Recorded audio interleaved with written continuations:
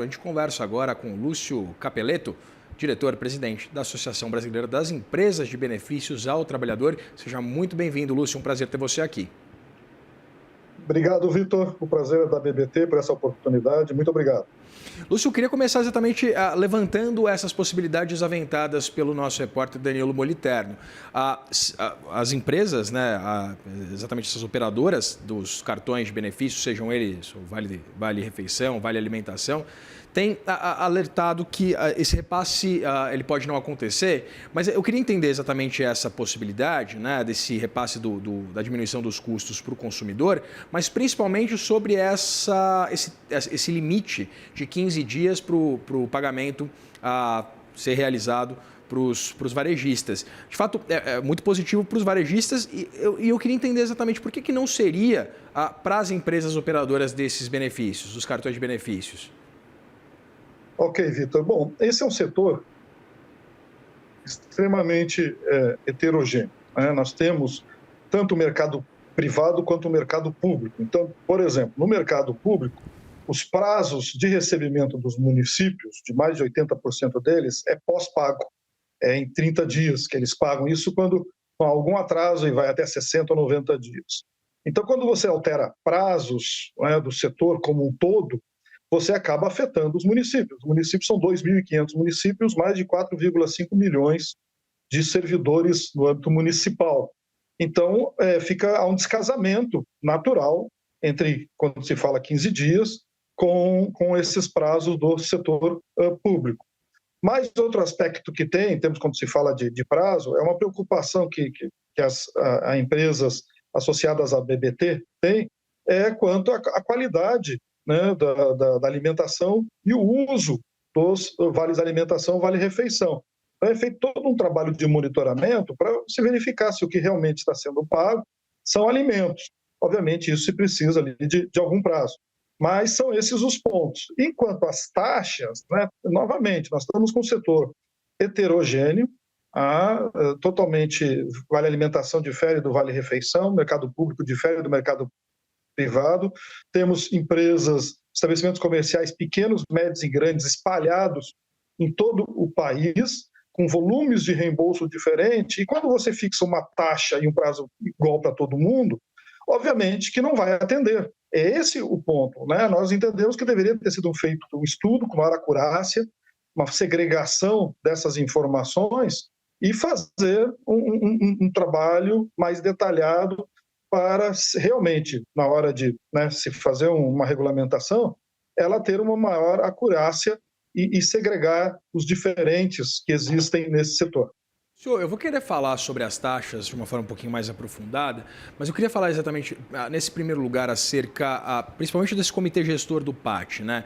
Você mencionou esse enfoque sobre a alimentação da população, uma defesa de uma alimentação de qualidade. Quando a gente fala do pagamento de vale refeição, alimentação, evidentemente é um direito do trabalhador e um dever do empregador.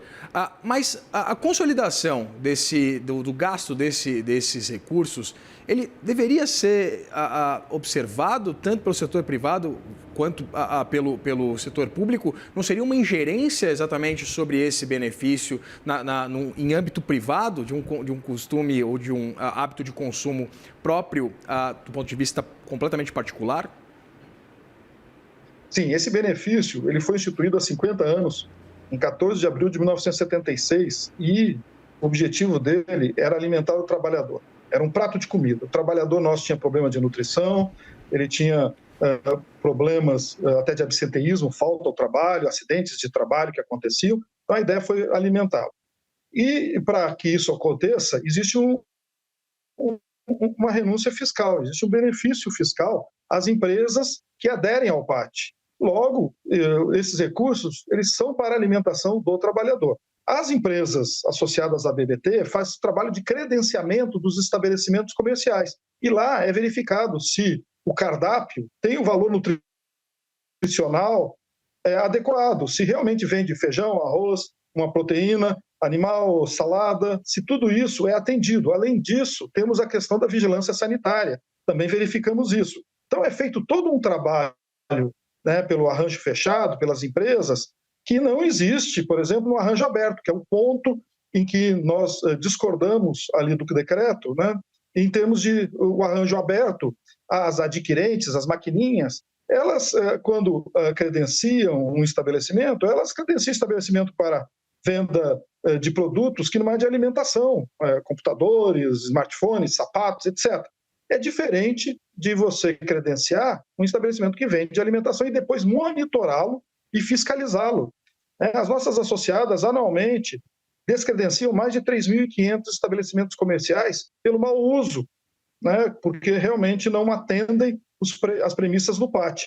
Então, é essa preocupação do PAT que a BBT e as suas associadas têm, e é nesse sentido que, quando vemos uma mudança, né, que você torna obrigatório com o arranjo aberto, que as empresas adquirentes não têm essa tradição, essa preocupação, e as administradoras de cartão de crédito não vão aos estabelecimentos comerciais, né, elas vão através dos seus adquirentes, ou prepostos, e isso traz preocupação para o setor, né? Então, é nesse sentido que nós alertamos e temos buscado conversar com o governo para o risco, né, da qualidade da rede credenciada. Esse é um ponto que a BBT não abre mão e é uma premissa do PAT, é para comprar comida. Lúcio, essa possibilidade trazida por essa regulamentação do PAT, de uma possibilidade de uma portabilidade, mesmo entre empresas que fazem parte da própria ABBT, ela não fomenta exatamente a oferta de serviços e produtos financeiros em alguns aspectos, benefícios para esse trabalhador,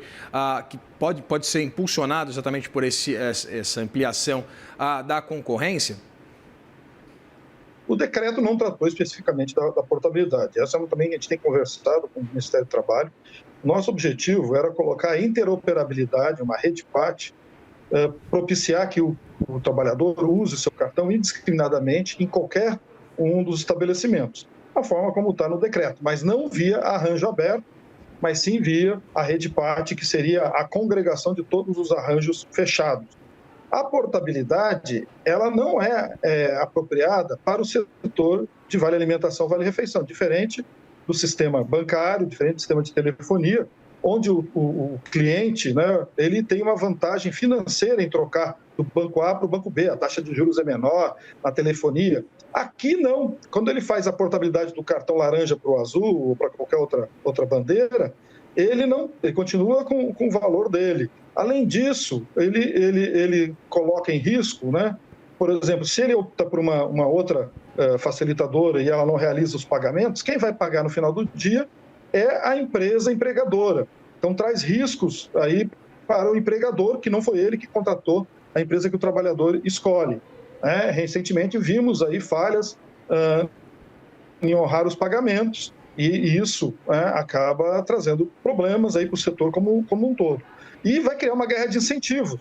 O trabalhador, todo mês, vai ser incentivado a trocar, né? Vai receber ali uma vantagem para trocar de cartão. E isso vai gerar custos, que vai acabar no estabelecimento comercial. Então, por tudo isso, imagina os RHs, nós temos 24 milhões de trabalhadores. Se 1%, 240 mil todo mês trocar, os recursos humanos também, como vão operacionalizar isso? Enfim, o portabilidade não é aplicável e não vai trazer qualquer redução de custos ou de preços nos estabelecimentos comerciais. Pelo contrário, vai trazer ineficiência e vai aumentar. A interoperabilidade, sim, Vitor. Aí nós apresentamos uma proposta, como eu disse, a Rede PAT. A interoperabilidade permite o uso do cartão em qualquer estabelecimento e isso, sim, é um ganho para o trabalhador e para a sociedade. Lúcio, eu queria entender esse teto das taxas, né? O governo fixou esse teto de 3,6% para as taxas cobradas dos estabelecimentos e 2% para a tarifa de intercâmbio.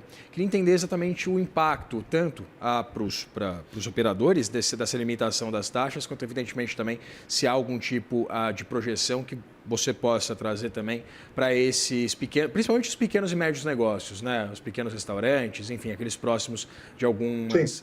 O decreto foi publicado ontem. Sim, obrigado pela pergunta, né? Acho que ela é uma pergunta importante, a fixação de uma taxa, seja ela qual for. Como eu disse, nós estamos num setor heterogêneo, com volumes de reembolso diferentes, com tamanhos diferentes, com mercado público, mercado privado, VA, VR, e tudo isso, quando você fixa uma taxa, né, para todo um setor, certamente alguns, né, não serão atendidos adequadamente. Tá? E o decreto foi publicado ontem, né, e as associadas da BBT ainda estão analisando. A gente, junto com, né, com as nossas associadas, estamos sentados, estamos debruçados aí sobre o documento, para avaliar o impacto e eventuais até, né, o que pode ser feito em relação a ele, como é que se adapta em relação a ele, se há medidas cabíveis a serem tomadas. Ainda não há qualquer decisão quanto a isso, né, mas nós estamos estudando ali o decreto.